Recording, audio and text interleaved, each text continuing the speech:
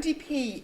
is being ended because the European Court of Justice ruled in early 2011 in a case that was taken by a small group of member states, and I hasten to add that Ireland was not one of those. But these member states argued that the EU did not have any right under the EU treaties to use its budget to buy food for the most deprived.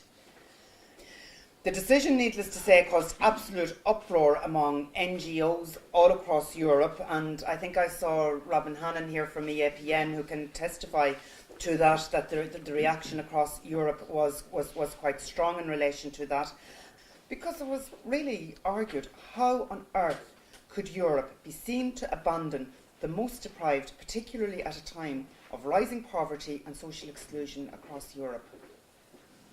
So, thankfully and quite rightly, the European Commission proposed in October 2012 a replacement programme for the Most Deprived programme. I was elected as the European Parliament's rapporteur in December 2012. So my task was to engage with the other MEPs to try and steer the proposal firstly through the Employment and Social Affairs Committee and then through plenary, then to work with the European Parliament's counterparts, the European Council and the European Commission, so that we could try to reach an overall agreement.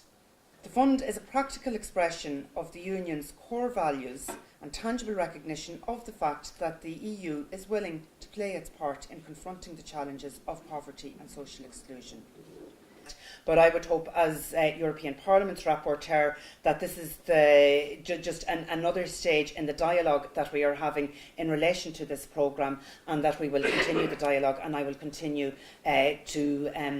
will continue my negotiations and my briefings with you, and certainly convey your concerns to the Minister in terms of the national implementation and the national rollout of the particular programme.